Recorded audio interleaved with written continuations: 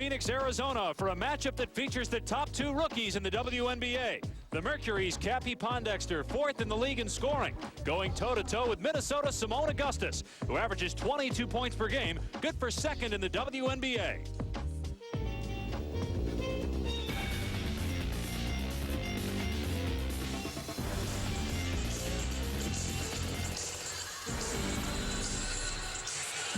And welcome inside the U.S. Airways Center, the top scoring team in the WNBA, the Phoenix Mercury, hosting the Minnesota Lynx. Both these teams, in fact, have scored over 110 points in a game this season. Hi, everybody. I'm Dave Pasch, along with Annie Meyers. Tina Dixon will join us shortly. One of the reasons, Annie, why these two teams have the potential to score a lot of points, rookies, Cappie Pondexter and Seimone Augustus. Both players are number 1 and 2 in scoring and minutes played amongst the rookies, and there's no question what they can do on the floor. They have been impact players not only for their teams, but for this league. And really, quite frankly, maybe they should be considered co-rookies of the year, like in the NBA back in '95 with Grant Hill and Jason Kidd. And certainly hard to pick between Augustus and Pondexter. It was no contest back in 2004 when Diana Taurasi won the award. This year, she's an MVP candidate. She really is. Taurasi is leading the league in scoring. She had a game already of 41 points. She's having a career year shooting the basketball, not only from the floor, but from three-point range. A lot of that has to do with Paul Westhead's up-tempo style. She's having the best year.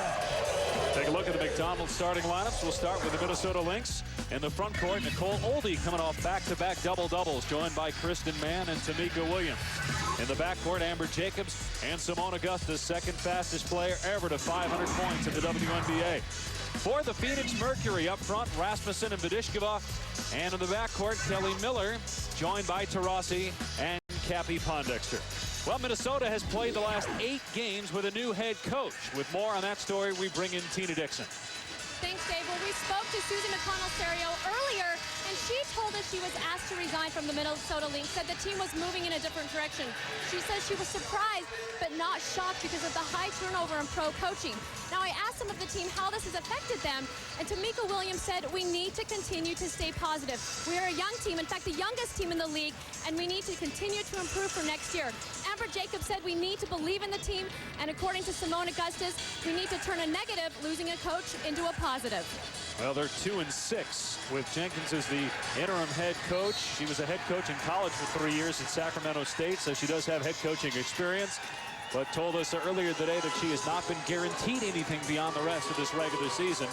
Likely a search will begin once the season is over, and Jenkins will be among the candidates. Yeah, she's been with this team for the last 4 years, so she knows these players, and they know what she can bring. So Minnesota starts with the basketball. Here's Oldie, 22 points in a win against Phoenix back in June. And Phoenix starts out in a man-to-man defense. Good rotation by Minnesota, recognizing that off the roll. Oldie gets the basket. That's been a big problem for Phoenix defensively this year. A lot of the bigger players in the league have racked up points against Phoenix's defense. That's a reason why the Mercury are currently 2 games under 500 and fighting to stay alive for a playoff spot. Here's Kelly Miller from outside, and that's a 3 for Miller. One of the things you're going to see, Dave, from both these teams is man-to-man switching up into that zone defenses. Phoenix has to win its remaining 4 games, or either Houston or Seattle lose its remaining 3 to get into the postseason. Otherwise, Phoenix will miss out on the playoffs. Minnesota has already been eliminated from postseason contention. Missed shot by Williams, cleared by Vidishkova.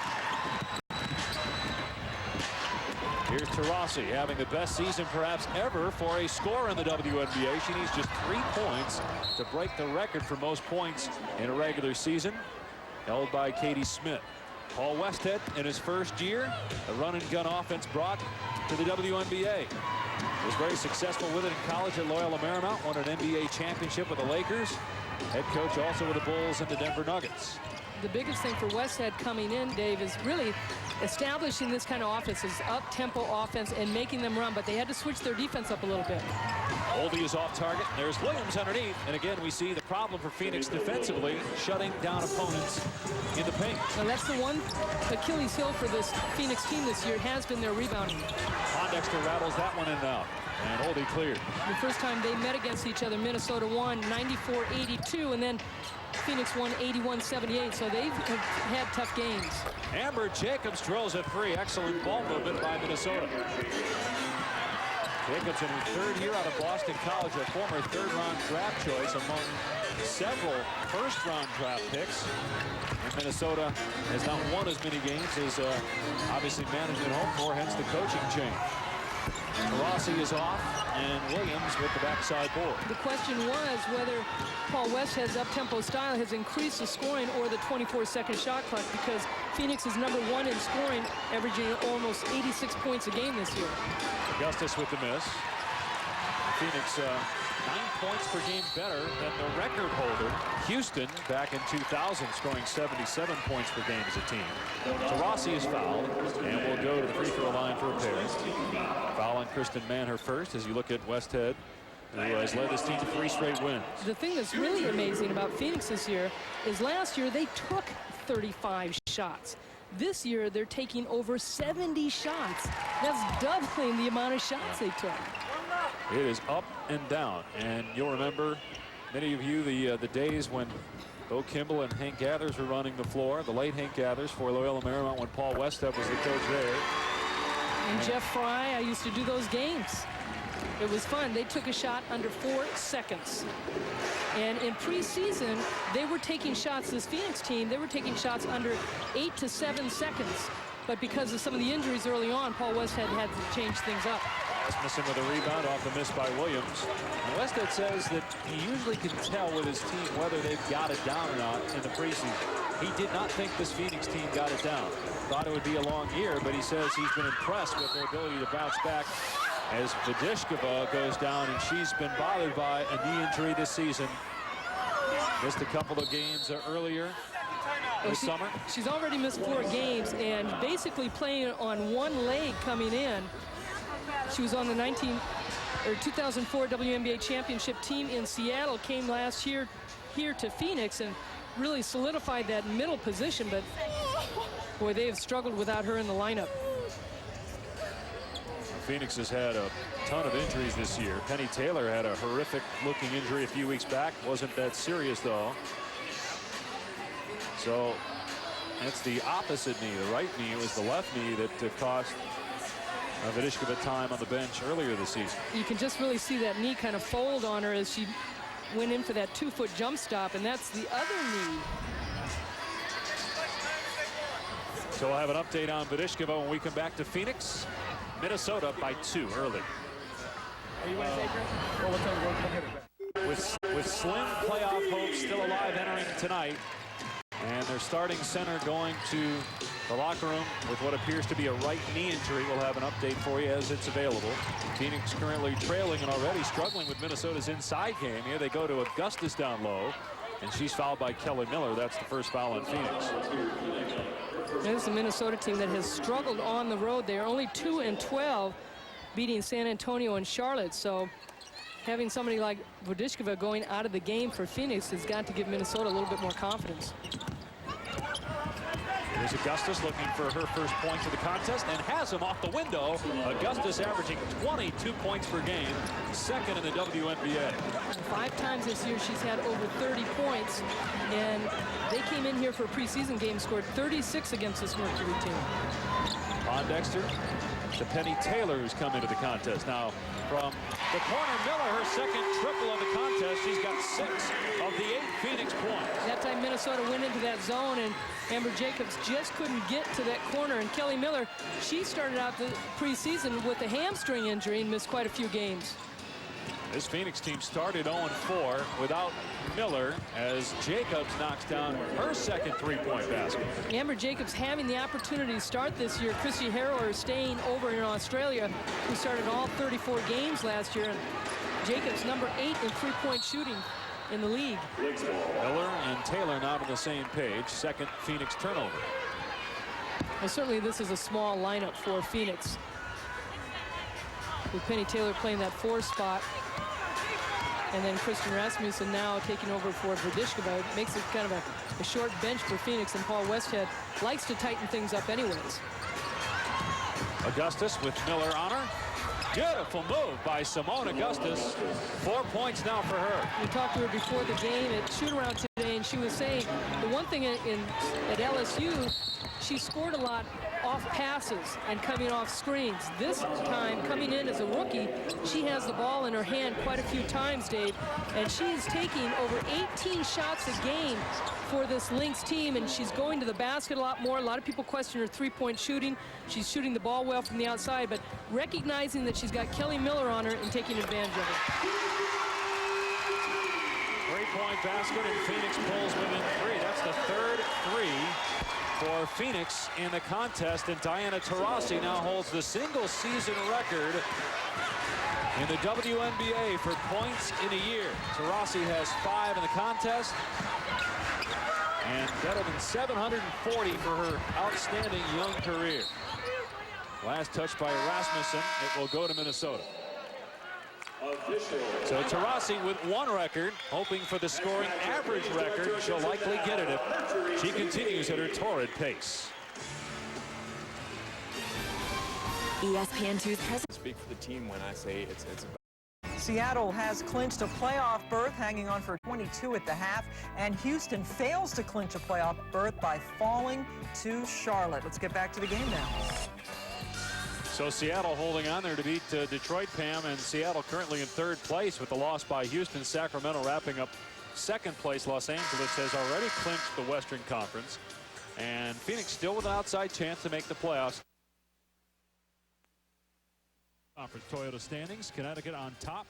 Great year by Detroit, but Connecticut is having a record year in the WNBA. Mike Thibault continues to balance out that team, and Detroit, they've got the Fab Five with Katie Smith, who we're going to talk about a lot today, and you know, and Brian Winters has done a really good job with Indiana. Indiana is a very tough team to score against because of their defense. Minnesota shooting 64% from the field in the quarter and has hit its last 4 shots.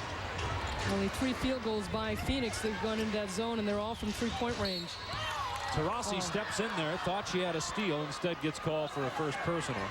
2nd on Phoenix in the period. Actually, they're going to get Rasmussen for the foul. Yeah, they called it from behind because, you're right, Taurasi just stripped the ball. And this is that zone that Paul Westhead threw in the end of June, and they feel a lot more comfortable with it. Taurasi has a chance to roam around a little bit more. Augustus drains a 3 from straight on. She's shooting close to 60% from 3 in the last 9 games. Minnesota has its largest lead of the opening quarter. And there was a lot of question coming out into the pros whether Augustus had the range to shoot it. Her offense really never allowed it at LSU because it was so efficient that it gave her 2-point shots. It'll stay Phoenix basketball with 8 to shoot. Augustus shooting 37% from 3. But yes, struggled early from 3-point land, but has just been on fire the last couple of weeks. Great backdoor Rasmussen from Pondexter.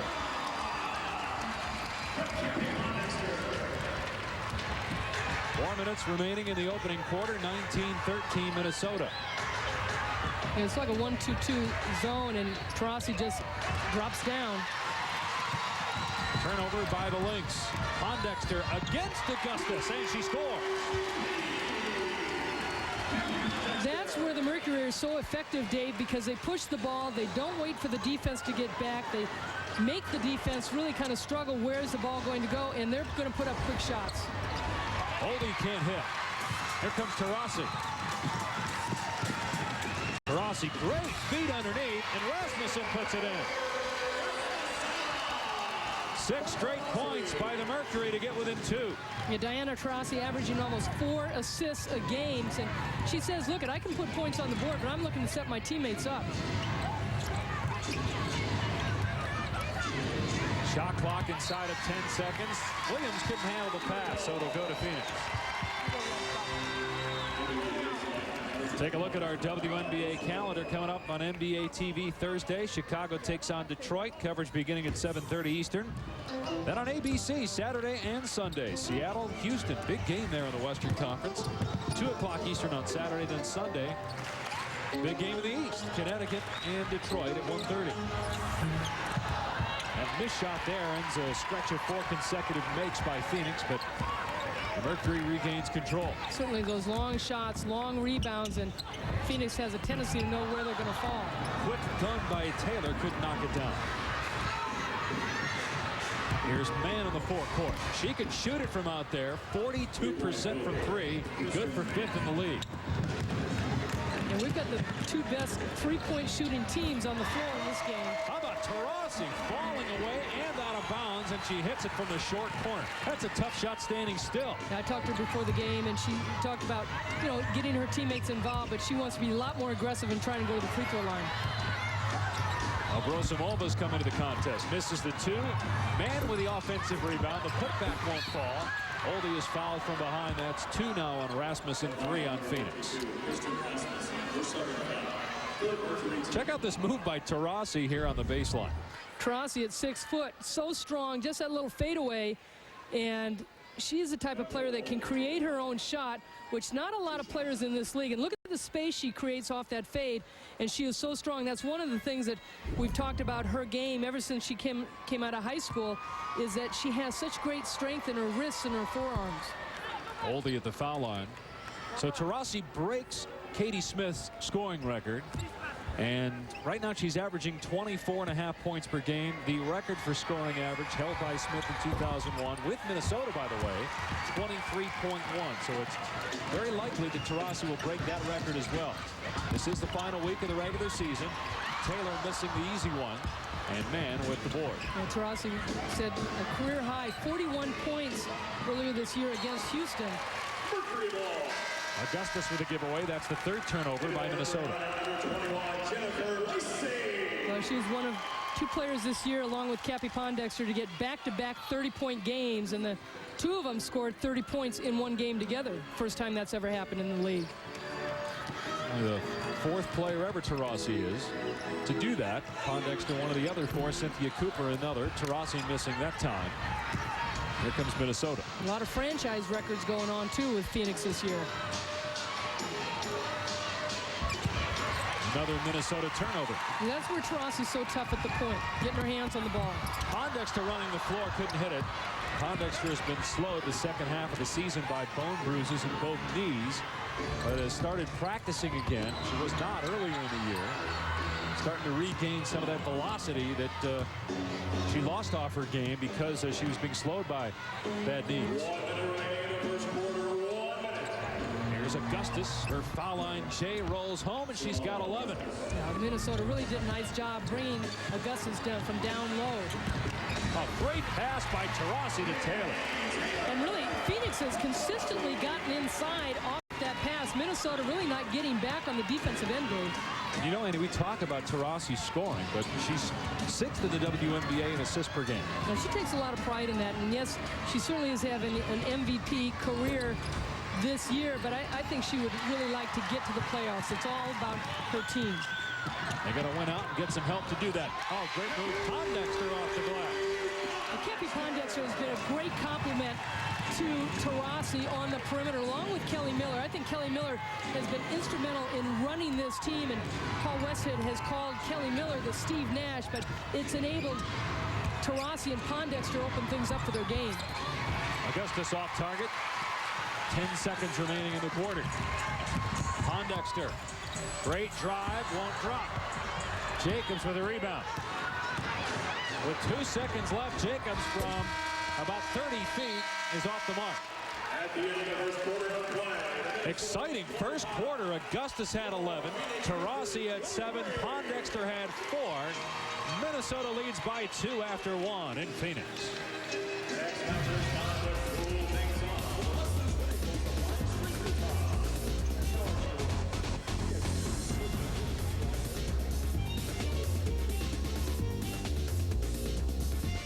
First quarter, and the Mercury pulls within 2 thanks to a terrific fast break.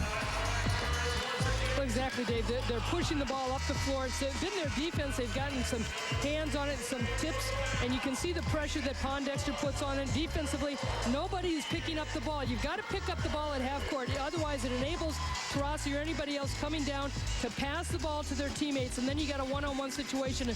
Really kind of not much contact by Abrasimova on Taurasi, and 2 Connecticut players right there along with Tamika Williams from Minnesota. So you got the Connecticut connection in this game.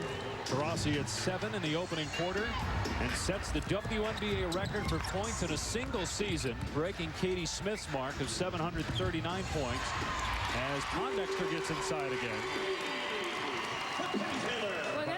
And that's a big discussion, too. Katie Smith getting traded last year. Chandy Jones and Stacey Thomas. Thomas not with the team. Chandy Jones injured and really has not played this season. But Katie Smith going to Detroit got a chance for a WNBA championship.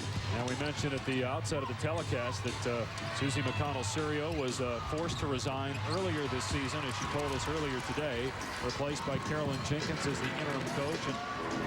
And that Katie Smith trade did not work out well for Minnesota. Might in the future. Shona Thorburn was a draft pick that they acquired from Detroit, first-round pick. Thorburn has not had a very good rookie year, but has potential certainly at the point guard position. Well, with 11 games left, certainly Minnesota, you know, they were struggling, but to say that they were going to go in a different direction. Susie McConnell-Serio in 2004 was named the coach of the year in the WNBA 2 years in a row, took them to the playoffs. Very frustrated because she was not involved in the Katie Smith trade, but also a very young team not to see Seimone Augustus and Chandy Jones have the opportunity to play together. 2 quick fouls on Adrian Williams and Minnesota. Carolyn Jenkins, the interim coach till the end of the year, and then it'll be determined by Chief Operating Officer Roger Griffith whether she'll be a candidate or not for the head coaching position next year. There's been some speculation out there that Minnesota will go the route of a Phoenix or some of the other teams in the WNBA by going after a male coach that has NBA ties. 8-0 run now by Phoenix, and the Mercury has the lead. You can talk about the pressure offense, but it's really been the defense. We talked about their defense in that first quarter. They're really getting a lot of deflections in the zone. 3-point shot by Duffy is way off. Miller with a rebound. Miller taking it all the way down the floor, and a foul on Abrosimoba. That's 3 quick fouls on Minnesota in the period. With an update on Badishkova's injury, here's Tina. Dave, I spoke to head athletic trainer Tamara Poole, and she said right now they're calling it a sprained right knee, and she will not be returning to the game. Now, the doctor is doing an exam, but if you noticed, she had a leg brace on her left leg from a previous injury, and Tamara said that she was supposed to take 2 weeks to return and only returned in 1 week. Taurasi goes down hard now, and you know, it's interesting, Tina. We saw Penny Taylor a couple of weeks go down, and it looked awful, very scary, but it was just a leg injury, only missed 1 game, and Phoenix is hoping that the injury to Badishkova is as minor as the one was to Taylor a couple of weeks ago that looked as horrific. And Paul Weston has said, boy, Penny Taylor, she is a good basketball player, just really savvy, tough player, can play the outside on the perimeter, certainly can play inside with her back to the basket. Good defensive player, can rebound, and he has that same respect for Diana Taurasi. And Taurasi, talking to her before the game, she said, you know, I just got to go to the basket, and there's a big rebound by Penny Taylor, but Taurasi talks about being aggressive and getting banged inside. There's an aggressive move by Taurasi. It's 11-0 run by Phoenix. Taurasi in double figures with 10. 14 fouls now in Minnesota. 1 more in Phoenix will be in the bonus for the remainder of the half. Inside to Hayden. Abrosimoba, who's a very good 3-point shooter, but is off there. Augustus with the follow-up. 13 for the rookie out of LSU. You know, and this is a Minnesota team also, Dave, that is starting 3 new players. Amber Jacobs, Seimone Augustus, and Kristen Mann. Abrosimoba was in the starting lineup last year. Taurasi just milked from 3. And Taurasi with 13 leads the WNBA in made threes this season. Talked to Carolyn Jenkins before the game, and she said, look, we've got to limit touches against Taurasi and Pondexter. Adrian Williams, former All-Star with the Mercury a few years ago, missing, and then Hayden on the rebound gets fouled. Penny Taylor commits the personal. That's her first, and the first on the Mercury in the period. As the race for playoff position heats up, time to make your pick for the 2006 award winners. WNBA.com wants to know who you think is this year's top rookie. We've been talking about it. Seimone Augustus or Cappie Pondexter. Log on to WNBA.com or WNBA.com/AOL. Certainly those two are having terrific years, and we talked about them being impact players for this league, but also Sophia Young has really had a terrific year this year at San Antonio. As a matter of fact, San Antonio the Silver Stars have 5 more wins this year with Sophia Young, and she's got 6 double-doubles. Candice Dupree in Chicago has had a terrific year, and Monique Curry. And I mean, you can go down the list of impact players this year of rookies. And you've got 2 of them who are averaging 20 points per game or better. And it'll be interesting. You talked about it at the outset as Taylor scores. Will it be like 1995 in the NBA when Jason Kidd and Grant Hill split the award, because maybe perhaps it's just too difficult to decide who the Rookie of the Year is? Pretty easy to decide right now who the best team is on the floor. Phoenix just rolling. They have an 8-point lead right now on Minnesota early in the second quarter.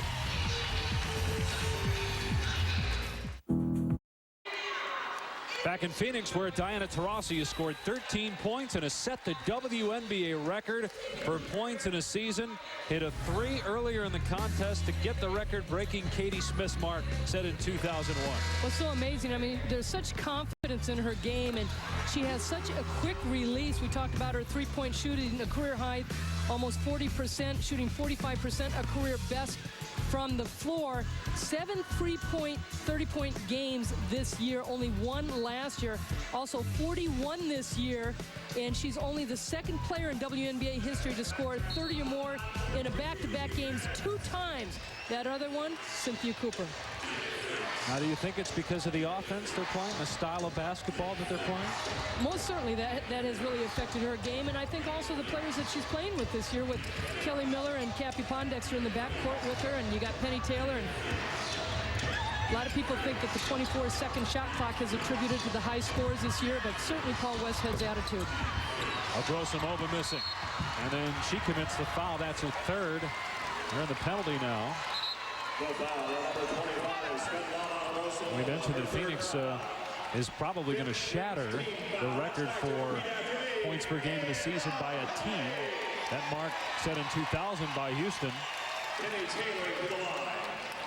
The difference is Phoenix isn't going to make the playoffs. Now they have 10 of 12 of their wins has been scoring 90 points.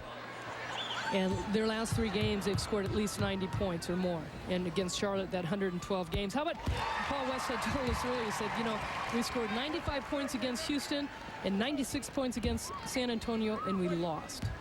And that's because their defense is last in the WNBA as well. They give up 85 points per game. The next worst is Minnesota. But they can get points in bunches, Phoenix can. And right now a 26-8 run by the Mercury over the last 8 minutes. Minnesota's gone cold, making just 2 out of its last 13.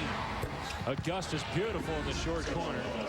And Seimone Augustus now with 15 points, more than half of Minnesota's total, and that's been the story all year for the Lynx. Yeah, Augustus has been the most consistent player scoring-wise, and some people will say, how come other players aren't stepping up? And that's just it. They aren't. Augustus may be getting the shots, but she's the one scoring for it. Nice feed underneath. Jennifer Lacey, who leads all WNBA rookies in field goal percentage, gets an easy one there. Yeah, Augustus has led the team in scoring 25 times. Now the next best scorer is Nicole Oldie at under 10 points per game, and she had a better year last year offensively. Eric Janik in the front court. Waits for Taurasi, lets it fly, can't hit the 3. Offensive rebound by Lacey. What a great story she is. Not drafted last year, was cut by Connecticut and camp, played overseas. Now in the WNBA officially as a rookie and having a fine season. Here she commits a foul, her 1st and the 2nd on Phoenix. Played at Pepperdine. Her dad was a Los Angeles Dodger. First member of the West Coast Conference to play in the WNBA. Of course, we've seen Minnie from Gonzaga playing in the NBA, but no one from the WNCC in this league until Jennifer Lacey. Linda Snell coming into the game now for Phoenix, and Taurasi will go to the bench probably for just a short time. 13 points for Taurasi, 6 in the quarter. She's outscored Minnesota this quarter. Certainly the zone forces their opponents to take the outside shot, and Minnesota has jacked it up a bit. It's been tough for them to get inside. Mann hit a 3 from that spot earlier, off target that time. It's battered around into the hands of Jacobs.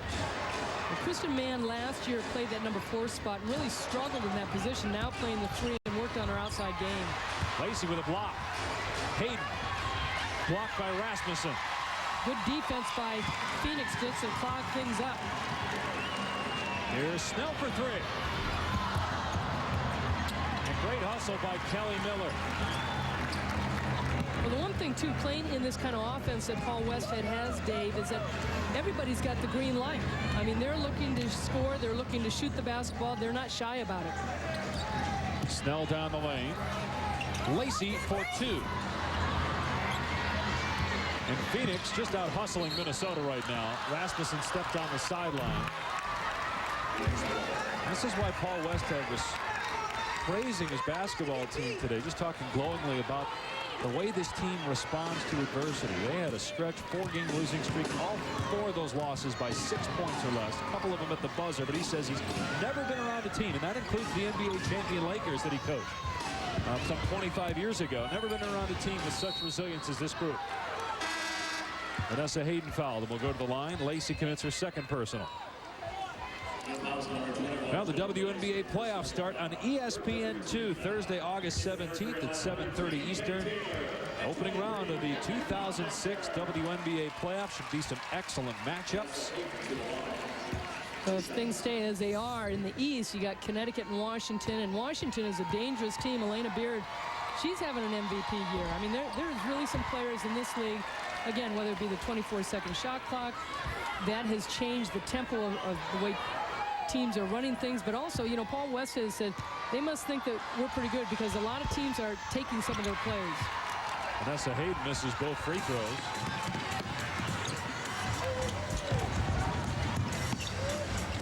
Minnesota without a made free throw in the game. Kelly Miller missing, and man with a rebound. Minnesota doesn't have a point from its bench yet. Phoenix with 10 bench points. And that's just it. I mean, this is a Minnesota team that 30% of their points come off the bench. They've had a season-high 44 off the bench this season in a game.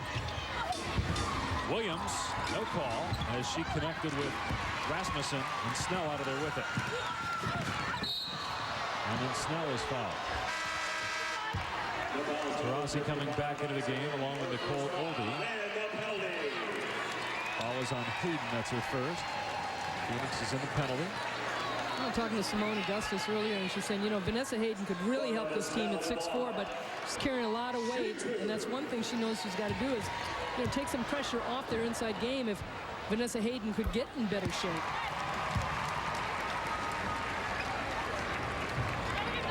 Augustus having a terrific season. 5 games of 30 points or more. Led the Western Conference in the All-Star game in scoring with 16 points in New York.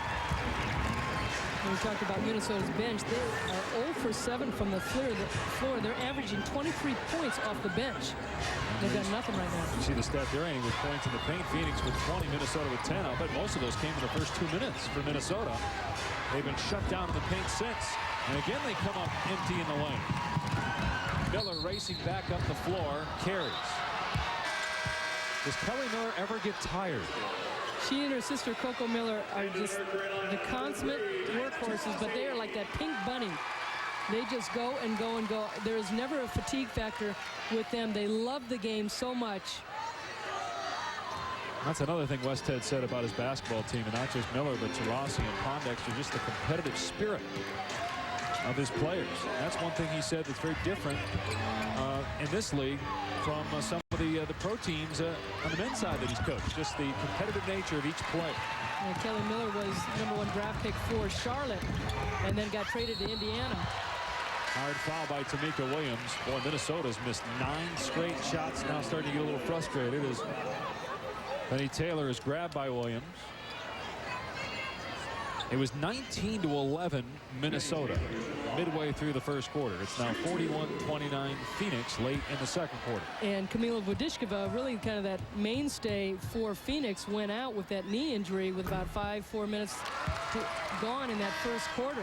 And what's happened with Phoenix, they've sped the game up. Vodishkova, because of coming into this game with a knee injury, now injuring the other knee, they've become faster up and down the floor. A sprained right knee is what Tina Dixon reported earlier. For Vodishkova, she will not return to the game. That was last touched by Minnesota, so Phoenix will keep possession. Boy, Taylor, an 85% free throw shooter, missing that free throw. Missed it bad, too. Well, this may be too little too late for Phoenix. Still an outside chance of the playoffs, but this is a team that didn't start gelling until Penny Taylor came back in the States. As Taylor scores there. Taylor spent about the first half of the season still in Australia. But a team to watch certainly in 2007 is the Phoenix Mercury. And what are their draft picks going to be? They've got to solidify something in the middle. They need some rebounding. And an offensive foul called on Oldie. That's her second. 15-point Phoenix lead late in the second quarter here in Phoenix. Hi, I'm Diana Taurasi. This is Cappie Pondexter. Seimone Augustus. And this is the WNBA on ESPN.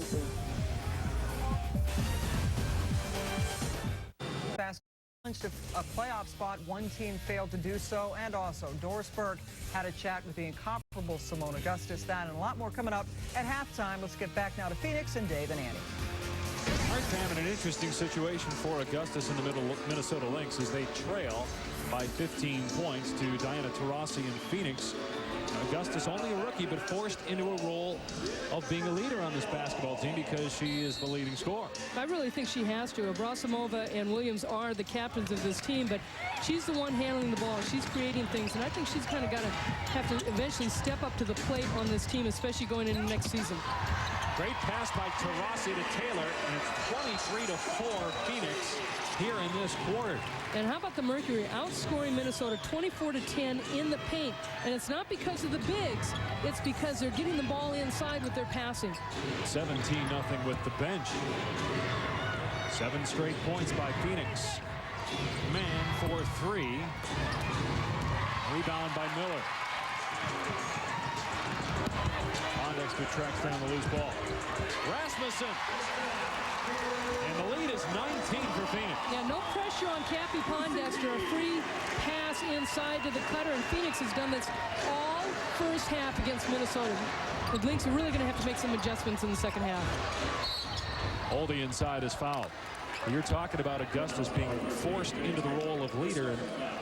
That's not a role that she normally relishes, and one that she won't take hold of when she joins a Team USA. She made the basketball roster there, and she certainly knows her position there, but it's totally the opposite from what is the case here in Minnesota. Yeah, she's certainly the youngest player, and what a great honor. She was really excited, and she told us, she goes, well, I'm a little tired too. Yeah. I'm going to have a different role, so she thinks she's going to have the opportunity to rest a little bit because you've got Lisa Leslie and Cheryl Swoops and Delisha Milton, Katie Smith, and Catchings, Taurasi, Bird on that team, and just to name a few. But she was the MVP of the World Championships of the young women team back in 2003. Jim Foster coached that team, but Augustus knows she's got to step up. She did it at LSU her junior and senior year. Taylor on the drive. Wow. I mean, they are just running a clinic. They have run that play in and out of the last few minutes. Penny Taylor now has 15 points off the bench. And 13 of those have come in the second quarter. Oldie with a brick. And here comes Taurasi. Minnesota's missed 11 straight field goal tries. Yeah, the Mercury doing a pretty good job on the boards, too. You're talking about Phoenix up and down the floor. Again, Paul Westhead said it. Usually he knows going into the year what he has. And he did not think that this team was going to pick up his run-and-gun offensive style, but by mid-season they turned it on. Well, especially when they had Kelly Miller out with the hamstring. And then Diana Taurasi, she didn't talk about it, but she had a thigh injury. And then Penny Taylor came in late. And then Rasmussen had missed a lot of the preseason. She was out of shape, and a lot of the players weren't used to all that running that Paul Westhead was having them do. Then Phoenix has to win out. 4 games remaining for the Mercury and get some help to make the playoffs for the first time since 2000. They believe coming into this game, every game, obviously they're looking to win. They're looking to make the playoffs. That's their attitude. And made shot there by the Lynx breaks a drought of 5.5 minutes without a field goal. Taurasi with a left hand with Lewis guarding her, and she'll go to the foul line. Now, we mentioned that Phoenix needs some help along with having to win its remaining games. Got a chance if it can win the night and then beat Houston. It is. It's an outside chance. It's a tough road at Houston and San Antonio for Phoenix, and then home against Sacramento, and then for Houston again against Phoenix, and then last game Saturday for Houston at home, and it will be Dawn Staley's going away party. retiring after this season. Had a pretty good year in Houston. I'd say so. Is that a team that can do some damage in the postseason, do you think? They have also been riddled with injuries. There's a save, and Diana Taurasi heads up play. And she's fouled again, this time by Kristen Mann. Boy, you can see the frustration on Minnesota's faces, Dave, and they just, kind of dejected looking, but great heads-up play by Taurasi. Didn't give up on the play. Back to your point on Houston, they definitely had injuries, but the fact they have so much experience, can they come out of the Western Cup? They have great experience. You've got Tina Thompson, who's missed a lot of this season because of a calf injury. Dawn Staley's been nicked a little bit, but they've Tamika Dixon's been down. Canty has been down. Cheryl Swoops has really had to pick up a lot of the load, and Michelle Snow has stepped up her game a little bit. So Van Chancellor feels that, they've got a chance, but obviously if they finish in that number 4 spot, they got to go up against LA. Finish in the number 3 spot, they got Sacramento. So their records against them have not been kind to them this year. Phoenix has won 3 straight games, trying to keep its slim playoff hopes alive. By winning tonight, right now is a 22-point lead, looking for more. Pondexter with a jumper. For Cappie Pondexter, it's a 24-point lead here in the closing seconds of the first half. Jacobs misses. And Lacey with the rebound. 7 points in the second quarter for Minnesota. Its lowest scoring quarter of the season. Phoenix scored 33 that frame and leads by 24 going into the locker room. That is Paul Westhead basketball. Taurasi led the way with 17, and she is with Tina Dixon. Thanks, Dave. Well, Taurasi, a leading scorer, but 4 assists. What has made that half so successful for you? I just thought we got back to the basics and rebounded a little bit today. And when we rebound, we could push it a little bit, so we did that. All right, now during that half, you also set the WNBA record for most points in a season. What does that mean to you? I had no clue. Katie Smith still is the best in my eyes. So, it's a nice record, but we want to win. What have you done to make yourself so successful? I went to Russia. Now, just got back into the gym. That's what it's all about. You can talk about this and that, but you got to get in the gym to get better. So I try to do a little bit more. Thanks, Diana. Good luck next half. Okay. A great half for Taurasi. 17 points. And Phoenix, which trailed by 8 midway through the first quarter, blowing out Minnesota as they go to the locker room. 56-32, Phoenix leading. Now to Pam Ward in the studio. Scoring leader, breaking Katie Smith's single-season record as she has knocked down 17 points. It's a huge 56-32 lead for Phoenix at the half. Earlier today, the Comets had an opportunity to clinch a playoff berth. They had to beat the Sting. Monique Curry and company had other ideas. That's 2 of Monique's 8 points. Cherise Sam, good time to have her first double-double of the year. 13 points and 11 rebounds as the Comets fall to the Sting. Remember the Comets, they are playing hurt. Tina Thompson is still out. Dominique Canty's still out. They fall 68-57, so they still don't clinch. Seattle, however, has clinched a playoff spot. They had a 22-point lead at the half, held on to beat Detroit by 2. Sue Bird with a humongous game, but 20 of those points came in the first half. Caron Butler of the Wizards watching the Mystics take on the Silver Stars. Coco Miller to Chastity Melvin inside. Chast with 19 points and 11 boards. And Elena Beard really taking over now in Washington, 91-79. Remember, San Antonio eliminated from the playoffs. Washington with the 4th spot sewn up in the East. This is the way the West looks now. Seattle with the win tonight has locked up a playoff spot. Sacramento plays LA tomorrow. Houston right now failing to clinch, so Phoenix is still alive. Fever taking on the Liberty. Tamika Whitmore with the drive and the foul against her old team. It's 26-8. Fever. Tamika Catchings, almost half, 12 points. Fever going to win at 75-46. The season cannot end soon enough for the Liberty as they fall big. Tamika Whitmore leading everybody with 14. Connecticut, a franchise record, 11 straight win as they take out Chicago 85-59. Katie Douglas with 19 more points. Coming up, how'd you like to go one-on-one with Seimone Augustus? Much easier to do it off the court than on. Doris Burke chats with the Rookie of the Year candidate when we return.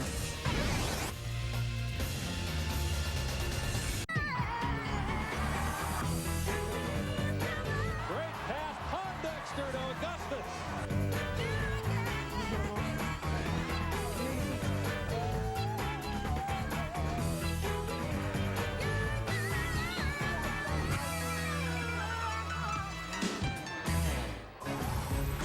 Two terrific rookies. According to a USA Today poll of 25 of the 26-06 WNBA All-Star games, Seimone should be the Rookie of the Year. Here she is talking now with Doris Burke.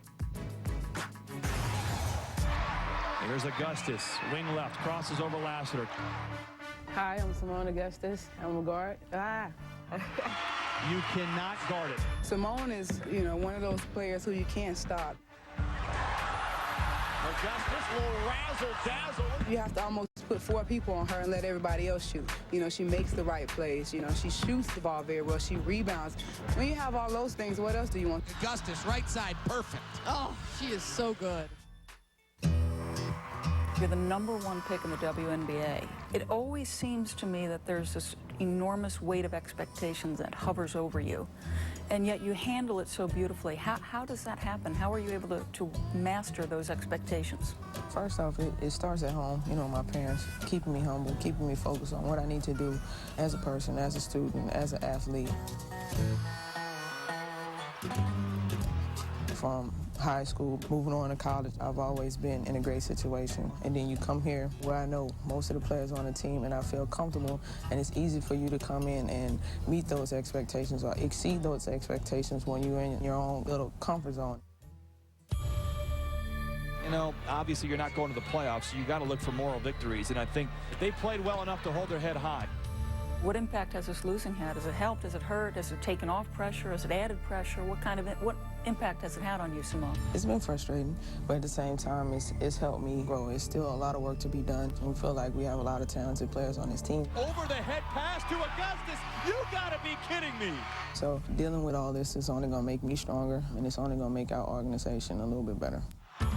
Seimone Augustus has just been sensational. She's second in the WNBA in scoring. Dynamite rookie here, also an all-star.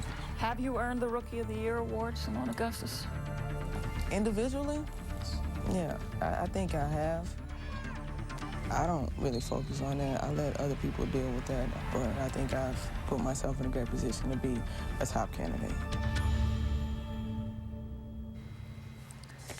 Seimone with 15 points so far tonight, 7 of 11 from the field, but her team has a long way to come back to beat Phoenix as the Mercury try to keep their playoff hopes alive. Second half coming up from Arizona.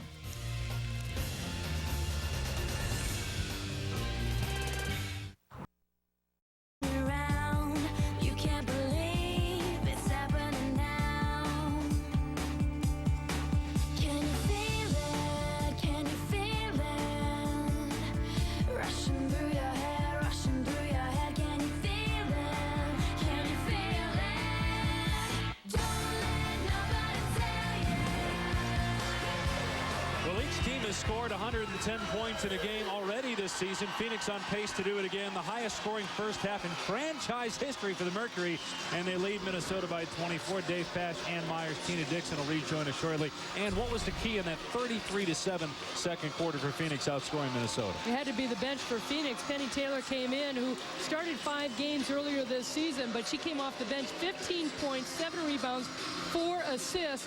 And we've talked all year long, Dave, as far as who's the best player coming off the bench. Shamika Hallsclaw, Asia Jones. When you've got somebody like Penny Taylor that gives you instant offense, can play defense and rebound, she certainly was the key to ignite things. And Taylor, of those 15 points, had 13 in the second quarter. Take a look at our Discover Card game summary. Phoenix dominating just about every category, including the bench, as Annie talked about, 19-0. And Phoenix shot 60% in that second quarter, holding Minnesota only 7 points. But look at the free throw discrepancy, too, because Phoenix is being a little bit more aggressive than Minnesota. Minnesota led by 8 with 5 minutes to go in the first quarter. Since then, after that beautiful move by Taurasi, a 34-point swing. Don't you dream about those in your game? I can't even get close to that. Taurasi now at 19 in the contest. In the first half, she became the WNBA's single-season scoring leader in terms of breaking record. She had Katie Smith's record broken on her second shot of the game. Yeah, we talked about her strength, but she also has big hands, and she can shoot with either hand. But look at her go underneath. Just slides. Reminds me a little bit of that Dr. J move against LA. Not as long, I know that. I mean, that may be exaggerating, but still the fact to be able to come underneath like that with the defense all over you. She does commit the foul on the other end her first on the Mercury in the half. Nicole Oldie at the free throw line. This is a player that Minnesota needs really to step up. It's her 100th game tonight of her career. She led the team in scoring last year, 11 points per game. That would likely change with the addition of Seimone Augustus, but they do not think her scoring would dip below 10 points per game this year, although she's coming off back-to-back double-doubles, playing much better of late. They know what she's capable of doing. Had a career-high 25 points, but that front line, Mann, Williams, and Oldie from Minnesota, 3 of 17 in that first half. And Minnesota turns it over. Miller to Pondexter. Cappie Pondexter with 8 in the first half. Here's a jump ball. Tamika Williams and Cappie Pondexter. Yeah, good defense by Tamika Williams, and you gotta love Cappie Pondexter. She's missed a couple games because of tendonitis in that right knee and has lost some explosiveness in that All-Star game. We really saw that, and Paul Westhead has had to rest her a little bit, but Cappie Pondexter, she has the ability to get to the basket. Just such a tremendous ball handler. Overcome a lot of adversity in her life. She grew up bad part of town on the west side of Chicago. Sat out her freshman year at Rutgers due to academics, and then her cousin Robbie Brown was gunned down in 2003 right before she was supposed to go back to school, and ended up missing the fall of 2004 for personal reasons, which many feel had to do with that murder of her cousin. Penny Taylor with the basket, her first in the third quarter. 17 now for her. Just a heads-up play by Diana Taurasi, knocking that ball loose. She probably doesn't come up with as many steals because she knocks the ball to her teammates.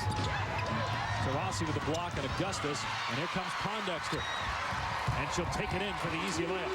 To me, Cappie Pondexter is a complete package too, Dave, because she played for one of the great coaches in our game, C. Vivian Stringer at Rutgers, who, you know, you look at her offense, you see her ability to handle the ball, get to the basket, three-point shots, pull up, but it's her defense, because Vivian Stringer, one of the best defensive-minded coaches in the game.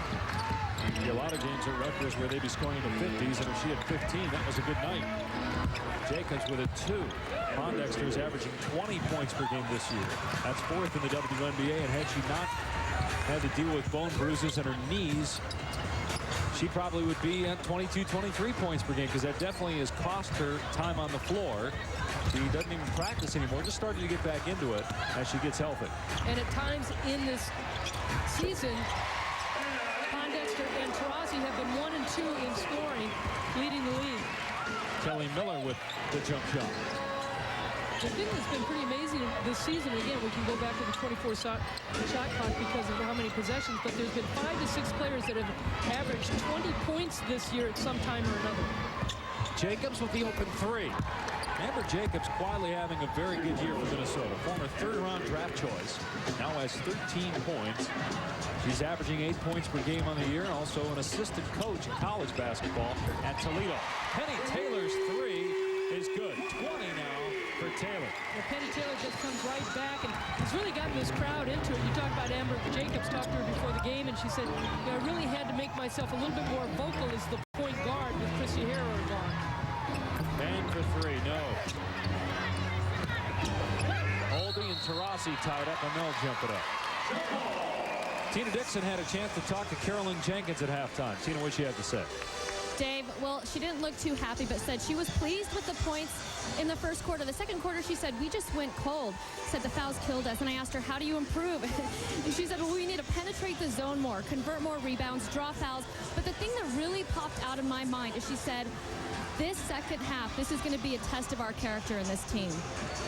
Well, they were 3 of 19, Tina, in the second quarter from the field.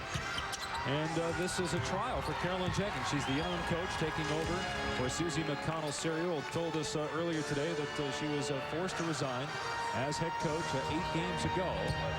And Jenkins has been guaranteed nothing beyond this season, but knows that right now they're looking at her basketball team in the front office as Pondexter scores again, and the lead is 30. Augustus rims out. Yeah, certainly for Jenkins. I mean, she was a ball player, played her 4 years at Cal, and under Gooch Foster. and then got her coaching career started at Stanford under Tara Vanderveer, who's really helped her. High school coach she continues to talk to.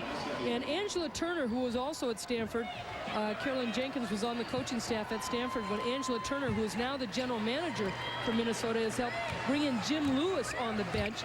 Jim Lewis was the very first coach for the Washington Mystics, and he's been spending the last few years at Fordham, kind of retired, but 5 years with George Mason when Paul Westhead was there.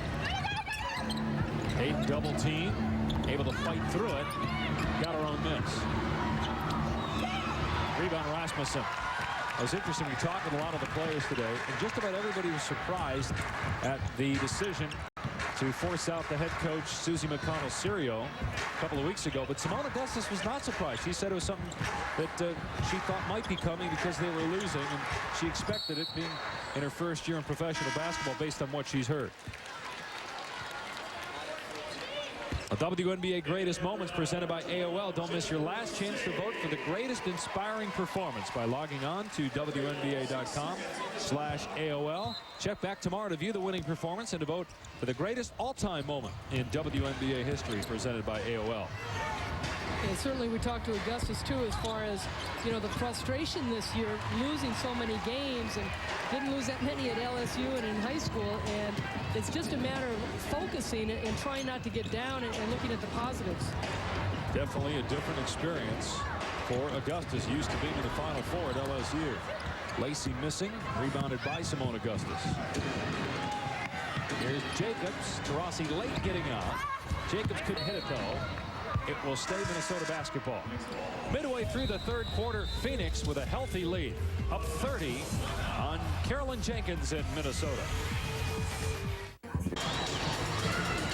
Paul Westhead's Phoenix Mercury rolling, 30-point lead on Minnesota. Let's get Diana Taurasi's thoughts on Rookie of the Year, Seimone Augustus or Cappie Pondexter. Seimone Augustus, smooth, offensive machine. Pretty much can do it all. She's going to be one of the greatest players to play in the WNBA, I think. I've known Cappie for a long time, and we've played against each other and with each other, and there's not a lot of people that have this competitive dog in them, and she does. It's just this fire and this, her character that just wants to be, a winner, and that's the thing I love the most about her. So look at the numbers for these two players tonight. Most of Augustus's points came in the first quarter. Pondexter with 12, and many of those coming in the last two quarters. A lot of people had questioned whether Cappie Pondexter could play the point guard position. That was the big deal about coming to Phoenix. Could she play in the backcourt with Diana Taurasi? And Pondexter and Taurasi get along very well. They've known each other for many years, playing in the Big East Conference, USA basketball. And Taurasi told us a couple weeks ago that she went into Seth Sulka's office, the general manager, before the draft, and said that she'd been hearing rumors about that they might trade that draft pick. She said, no, I don't want you to trade it, and I want you to take a Pondexter. Seth Sulka told us today that Taurasi really emphasized the fact that her and Pondexter got along, which was contrary to what a lot of people thought, as Miller drives and scores. Well, you can go back to the day of, I'm really going back to the 60s and early 70s of when Walt Frazier was playing for the New York Knicks, and Earl Monroe coming from Washington. People said, can they play in the same backcourt together? And certainly Cappie Pondexter and Diana Taurasi have been huge. Of course, don't forget, Kelly Miller is the point guard on this team. But you get Taurasi and Pondexter in a room together, and they just razz each other the whole time. You can really tell that there is chemistry between those two. Augustus, if she continues on this pace, will set the WNBA record for scoring average by a rookie. Catchings holds that record.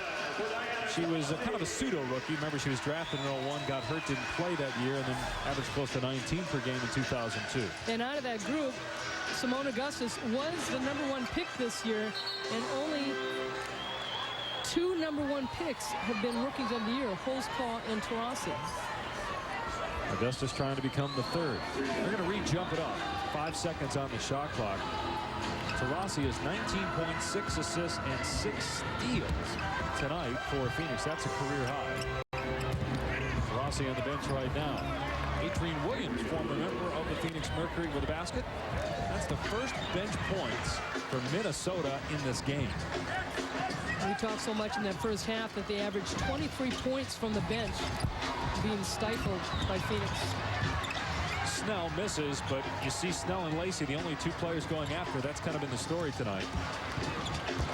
In that first half, they had 28 points, Phoenix did, in the paint, and a lot of that was off passes with players cutting down the middle, and Minnesota just not stopping them at all. Minnesota, on the other hand, they're looking to get the ball inside of their post, not too much dribble drive. Augustus, beautiful shot, so talented. When Augustus has one-on-one situations in a man-to-man defense, she can really create like that. Her idol, Julia Serving, a creator, gets to the basket, but she's really worked on her outside shot too. First field goal since about the 7-minute mark of the second quarter. Taylor finds Lacey underneath. I don't know if that was a pass or not, but the ball went to Lacey, and it just seems to be going Phoenix's way in this game. And the one thing that's impressed me in this game, Diana Taurasi, Dave talked about it at halftime in the rebounding, I think it's been their defense, how they've switched things up and gotten their hands on the ball. Jacobs' shot hangs on the rim and falls off the side of it. 30-point Phoenix lead. Seimone Augustus isn't quitting, though. She has 17 points in the contest so far. Terrific move here by Augustus off the dribble with Kelly Miller all over her. Very good defender. And we've talked that she's had 5 games already with 30-plus points. 32 against Seattle, 32 against Phoenix, San Antonio, and New York. And she has just come out again. We mentioned in the first half that a lot of people speculated whether she could score at the next level. And she's proven it in USA basketball every time she's been on representing this country. And it's interesting because LSU ran a very efficient offense that set up Seimone Augustus coming off screens and setting her up for 2-point shots. Well, she's shooting over 40% from 3-point range and is just shooting the ball really terrific this rookie season. Snell takes it right away from Jacobs, and then a hard foul on Taylor. And they can't afford to lose her. You can see that right knee is bandaged, and she hurt it against Seattle where they had a big lead against Seattle. And one of the reasons, you know, Paul West thinks that they kind of lost that is that Penny Taylor went out, was injured, and then missed the next game. Foul is on Hayden, her second. Oh, Coach Westhead has already lost one player tonight. Kamila Vidishkova sprained her right knee in the opening minutes of the game and will not return. But that has not impacted Phoenix's ability to get up and down the floor and score or defend the post. Early on, Minnesota was getting easy points in the paint, but that stopped about midway through the first quarter. A lot of it had to do with Penny Taylor, but we mentioned too that Phoenix became a faster team. They put a bunch of greyhounds out there and just ran Minnesota down, and Minnesota couldn't keep up, especially on the defensive end. Strong drive by Williams, but a blocking foul on Jennifer Lacey. That is her third. Take a look at the WNBA calendar coming up on Thursday on NBA TV. Detroit takes on Chicago, and then 2 terrific matchups coming up on ABC this weekend. Saturday at 2 Eastern, Seattle and Houston battling for playoff position and a potential playoff spot for Houston. And then Connecticut and Detroit with coverage beginning at 1:30 on Sunday. You know, we had also talked about some of the awards that are going to be coming up. We talked about Rookie of the Year this year, and the MVP, Diana Taurasi's having an MVP year. And I really think Lisa Leslie right now, though, this year deserves the MVP. Of course, I'm not saying I'm right. There's a lot of people that are going to vote on it. But Mike Tebow and Joe Bryant have really done a terrific job with their teams. But you look at the other candidates. Taurasi's on a team that right now would be out of the playoffs. And Katie Douglas on Connecticut team with a lot of very good players. Now, Lauren Jackson has had a very good year, but her minutes are down, and Seattle's not having a great year as a team, so you would think Leslie's got to be the favorite, right? Well, you would think. I mean, she has just skyrocketed her game this year compared to everybody else. Not to say that they haven't played well. Cheryl Ford, double-doubles. You saw that's my first team. And I think that there's a lot of players this year that are really having terrific years. Pondexter hits the 3. Of course, you could say because Lauren Jackson's minutes are down and her numbers are still good, that maybe that enhances her chances of winning the award. No, absolutely. And the fact that she's been injured most of the year. But Lisa Leslie, I mean, she's had a 41-point game this year. And there's a good hustle play by Hayden inside. But I just think Lisa Leslie, the things that she's done to elevate her game compared to what she's done in the past, and really had a good year last year, but not a great year. A lot of people question it because she was injured. But Lisa Leslie really, I think, in my mind, because I've seen her a lot more too. Pondexter with back-to-back threes. Boy, she's smooth. 18 now for Pondexter, and it's a 33-point Phoenix lead. 4 players in double figures for Phoenix coming into this game. All their starters averaging double figures. Highest scoring team in the league. Not disappointing here tonight. Well, we said coming into the second half, is Minnesota going to make the adjustment defensively? They have, because Phoenix isn't scoring inside, but they're getting the outside shot to fall. And shot hits the side of the backboard. That was last touch by Minnesota. Phoenix has not turned it over but 3 times, and none in the last 12 minutes. It's certainly a franchise low at this point. Paul Westhead in his first year. He is the 6th Phoenix coach in the 10 years of the history of the organization. As Snell knocks down another Phoenix 3. You would think that Westhead is here to stay with his style and the way his team has played the second half of the season. The one thing that impresses me about Paul Westhead, and always has, is that he's a teacher. He loves the game, and he knows how to break down the game. And obviously, he has a system in mind that he wants his players to do, but I think he did a great job too as far as making some adjustments because of the injuries early on this season for his players to adjust, and especially when he threw in that zone. Rasmussen underneath the basket. Pondexter again, her third 3 from that same spot here in the last 2 minutes, and she's got 21 points for the game. And Taurasi loves it on the bench. 13 in the quarter for Cappie Pondexter. Now, she had 6 3-pointers against Chicago earlier this season. 6 seconds remaining in the quarter. Williams off the bounce. Pondexter unable to get off the shot, but a great third quarter for Cappie Pondexter. 13 in the quarter, 21 for the game. Phoenix shooting 55% from the field as a team and leads 87-48 as we go to the 4th quarter in Phoenix. Favorite player was Ruth, and I think that was like very unique. You know, a lot of women wasn't boisterous like that, and she was, and it made it so exciting. Hi, my name is Cappie Pondexter, and I want to wish the WNBA a happy 10th anniversary. 13 of Cappie Pondexter's 21 points come in the 3rd quarter as Phoenix is destroying Minnesota here at home. How about that comparison, Ann Meyers, Cappie Pondexter to Cynthia Cooper? Anything to that, you think? You know, that's an interesting question. I mean, Cappie Pondexter at the age of 23 is still very young, and her game is only going to get better and better. The one thing that sets Cynthia Cooper apart is that she was a big-time player. And she played offense, where she could score from the outside, shoot the threes, drive to the basket, left or right-handed, played defense, rebounded, and passed the ball. Cappie has a lot of those abilities, and you know, that's a great comparison, and we'll have to see, because Cappie's not playing with the kind of players also that Cynthia Cooper played with, and Coop was in her 30s.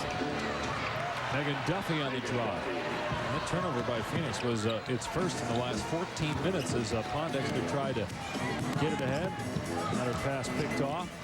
Cooper obviously won championships. This is Pondexter's first year in the WNBA. And again, if Phoenix does not win its remaining 4 games and get some help, it will not be in the playoffs this year. Now, Cooper being in her 30s, had played 11 years overseas and played with Tina Thompson, Cheryl Swoops, Jeanette Arcane, made a huge difference. And also those first couple years, Kim Perrott at the point guard position. So took a lot of pressure off Cynthia Cooper bringing the ball down, too.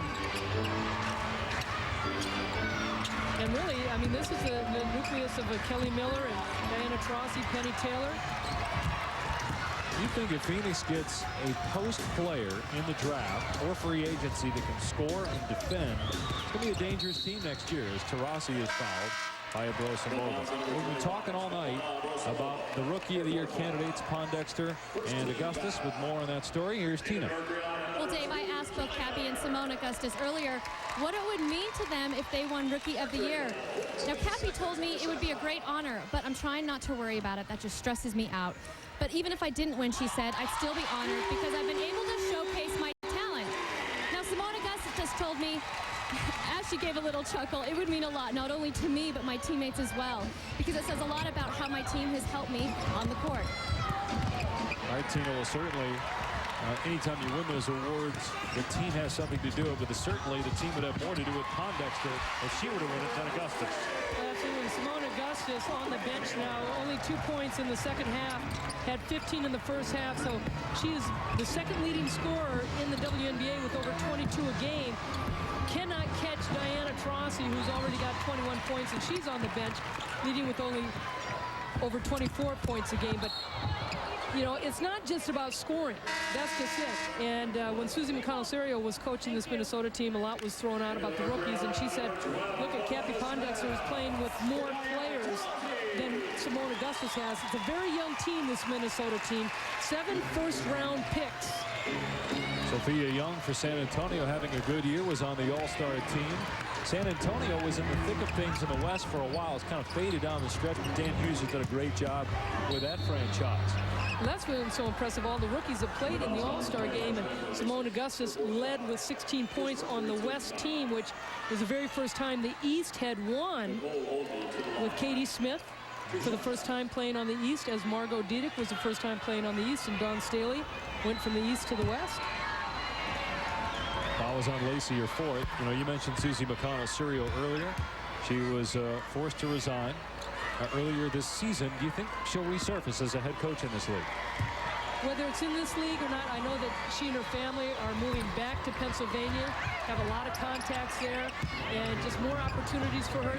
She has a great mind for the game. 2004 Coach of the Year, took this team 2 years in a row back to the playoffs, and most certainly somebody's going to want her back coaching the game.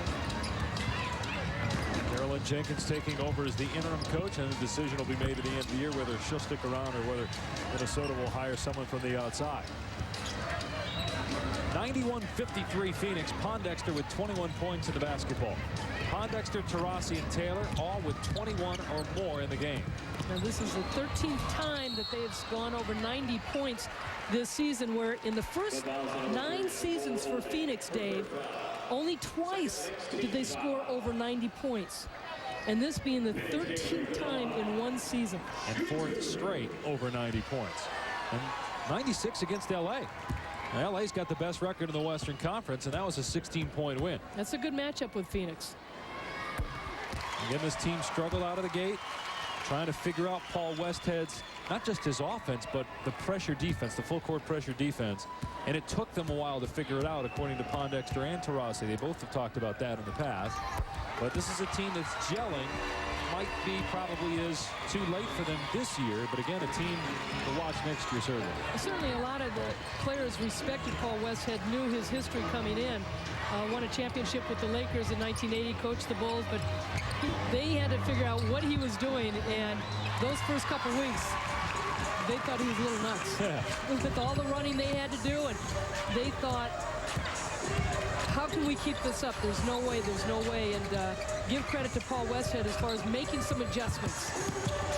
He's always very positive. Pondexter stepping in the baseline. Very positive with the players, always encouraging. That's one thing both Pondexter and Taurasi have talked about in reference to the Westhead and how he deals with the players. And he's really enjoyed coaching this year. He was an assistant the last couple years in Orlando. And the fact that he's got players, as you said in the first half, that are resilient, they're receptive, they come back no matter what the losses are, they want to do better. Wilson Ball, a nice back cut, couldn't hit the layup. And it's tracked down by Katie Christensen. Derek Janik in the front court. Here's Snell for 3. And Lewis with the backside board. Derek Janik was picked up earlier when Kelly Miller went down. She was cut by Connecticut. Kind of behind the head pass there. Williams can't hit the shot, though. Pondexter to Derek Janik.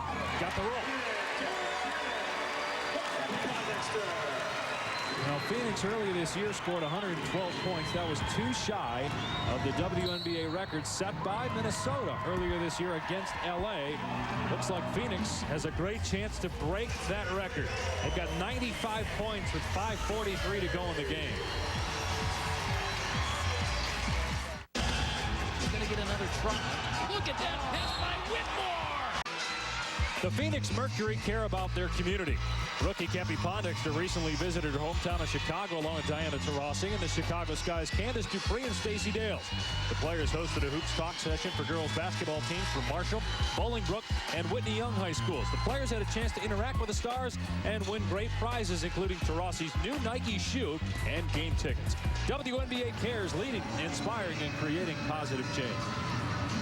Great night for Taurasi. 21, 24 for Penny Taylor, and 21 for Cappie Pondexter. Taurasi also had 7 steals and 6 assists tonight. And Phoenix is closing into the WNBA record for points in a game. It's held by Minnesota, 114. Phoenix scored 112 in a game earlier this year.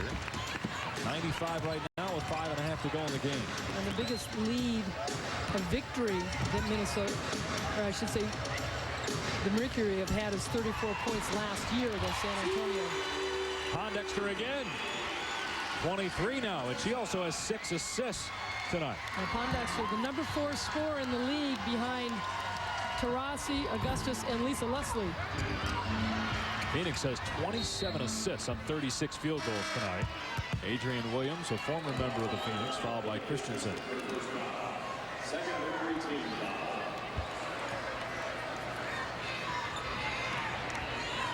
And we mentioned the fact that Phoenix had 112 earlier this year. Minnesota 114 back in 2000.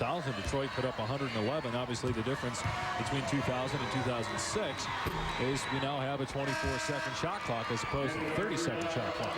We do have the 24-second shot clock. It makes a big difference as far as the possessions. And Cappie Pondexter going out of the game, getting a great hand from the fans. And, you know, there's getting more and more fans coming to watch this style of play because, as you saw from Phoenix, the players are really having a lot of fun. How could you not have fun? That's what Taurasi said when we asked for that a couple weeks back about playing this kind of offense, and Pondexter had the same reaction. When you love to score, this is an offense you like to play. As you said, last in defense, though, a lot of teams will score a lot of points in them, but Paul Westhead says, hey, as long as we score more, that's what counts. But you go back when Westhead was a coach of the Denver Nuggets in the early 90s. As Christensen goes down, that's a foul on Oldie. They averaged something like 115 a game, but they gave up 130. He was telling me one time that the highest scoring game was 200 and something points in college when he was at Loyola. And it's amazing that they could put that many points on the game. What a great run they had in the Elite Eight back in 1990 with Bo Kimball. After the death of Hank Gathers. Derek Janik on the drive. Shot clock is at 2. Here's Lacey for 3, no good. And great rebound by Crystal Smith and lost it. Rosamova on the drive. Crystal Smith only averaging about 9 minutes a game, but she's really been a good spark early in the season for them out of Iowa. Augustus's 3 is off target. Rosamova fouled on her way to the hoop. Hard to believe that we are 9 days away from the start of the WNBA playoffs. This is the final week of the regular season. Join ESPN 2 Thursday, August 17th, 7:30 Eastern for the first round of the 2006 WNBA playoffs. Top 4 teams from each conference make the playoffs. The East is set with the 4 teams: Connecticut, Detroit, Indiana, Washington. And on the West, Los Angeles, Sacramento, Seattle, and then either Houston or Phoenix. Phoenix having to win its remaining games and Houston having to lose its remaining games for the Mercury to get in instead of the Comets. Comets 14 and 16 this year coming into this game. They're 8 and 7 at home and have not been as successful on the road. They've got 2 games remaining on the road, and one of those against Houston. Over in the East, you have Connecticut, which has a double-figure game winning streak right now. Is there anybody that can beat the Sun this year? There's such a confidence. 11 games in a row that they've won. I think Taj McWilliams-Franklin having another solid year as she did last year. A lot of people have talked about Katie Douglas being an MVP. There's an MVP candidate, too, the way Augustus has played this season. Beautiful shot by Augustus, 19 points for her. You talk about Connecticut. If it were to beat Detroit, they'll play on ABC this Sunday in the regular season finale, and Detroit is up 2-1 in the season series. And Connecticut's been doing it without Nikisha Sales, as she has been banged up, and Lindsay Whalen has had a strong season coming down the stretch. With 2 on the timer, Smith can't hit it on the drive. Can somebody beat Connecticut? The thing that I think drives Connecticut, too, is the fact that they've been to the finals the last 2 years, and they've got that hunger. Yeah, they lost it each of the last 2 years. A lot of people think if Lindsay Whalen was healthy in the finals last year, they would have defeated Sacramento. Jump ball. 2:35 to go. It's a 40-point lead for Phoenix. Hi, I'm Diana Taurasi. Coming over to come Miss Cappie Pondexter, and you're watching the 10th anniversary The WNBA. WNBA on ESPN 2. Do you like that they put Augustus back in? Must be. Back in Phoenix, believe it or not, Minnesota led by 2 after the first quarter. Phoenix with 2:35 to go in the fourth with a 40-point lead. Let's listen in to Paul Westhead and what he told his team during a timeout. Forget the score of the game. Play like a team and do good things. Do good things. That's what it's all about anyway. I mean, Andy, what do you tell your team at this point? You're up 40. That's about all you can tell them, right? It shows you the sign of a good coach, honestly, because any coach in that situation, whether you're playing college, high school, you can't look at the scores, whether you're down or whether you're up, because you've got to find ways to motivate your team, to keep them interested in the game. Whether you have a lead, you can lose interest. We saw Minnesota, I think, coming out of that second quarter, they were real frustrated with each other. They were getting beat pretty bad. But that's when you got to refocus, say, forget the score.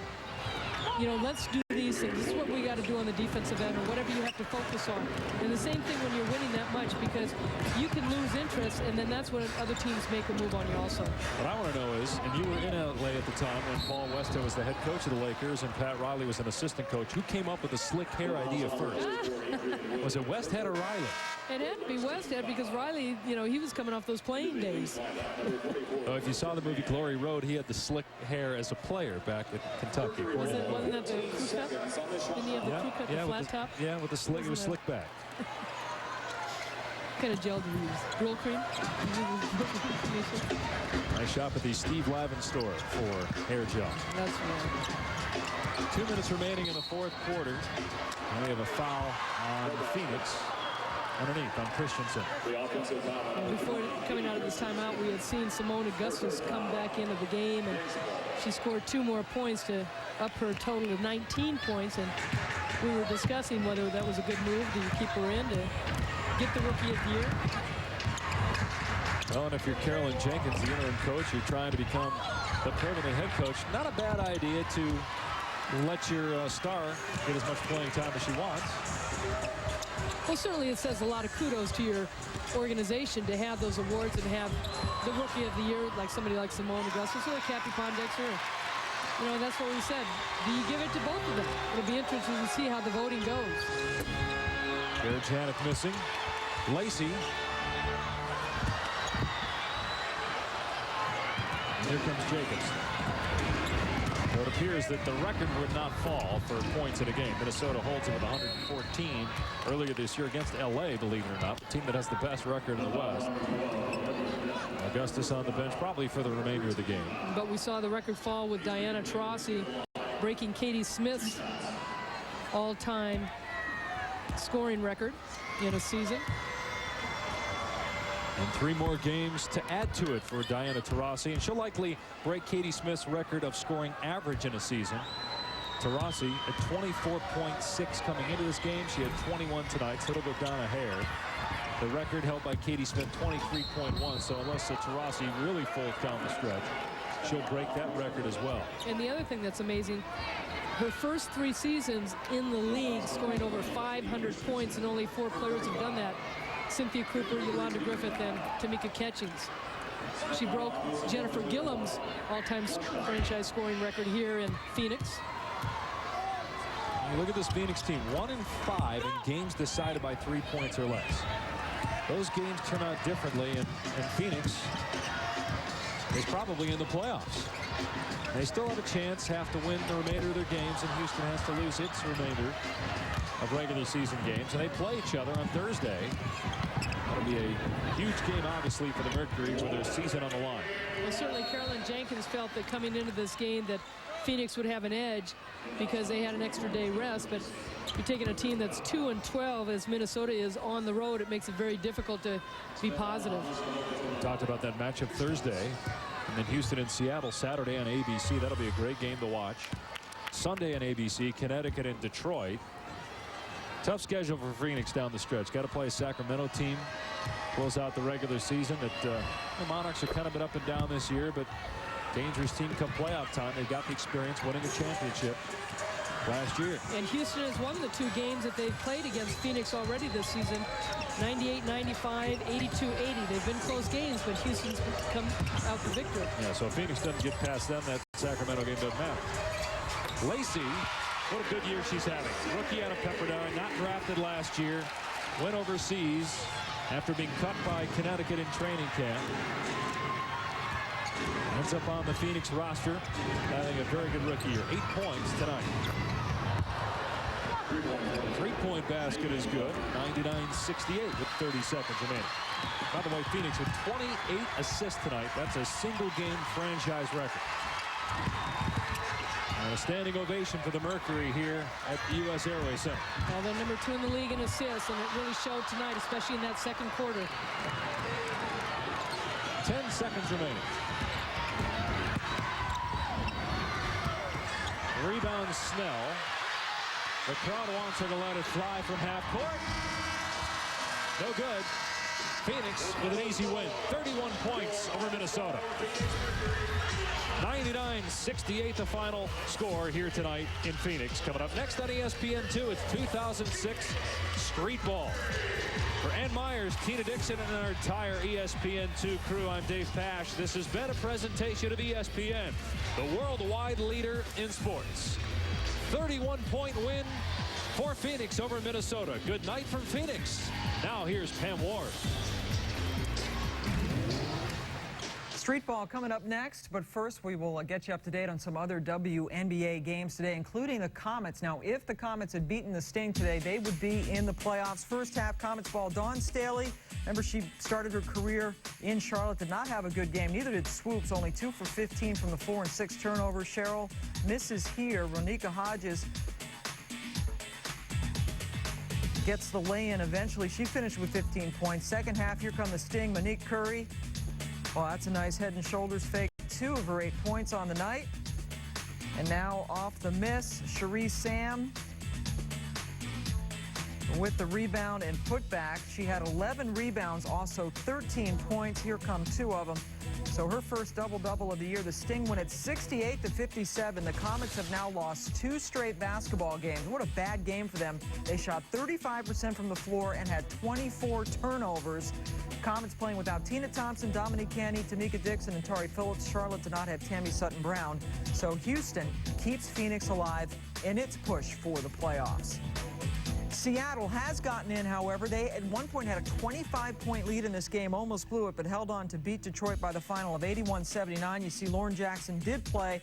Sue Bird also played and had a terrific game with 24 points. Let's look at the West standings right now. Los Angeles is your first seed. Sacramento now has sewn up the 2nd seed. Seattle in the playoffs, and the final seed will go to either Houston or Phoenix. Here's the bottom line. Houston has to win both of its, or Houston has to lose both of its remaining games. Phoenix has to win all 3 of its remaining games in order for Phoenix to take the 4th spot away from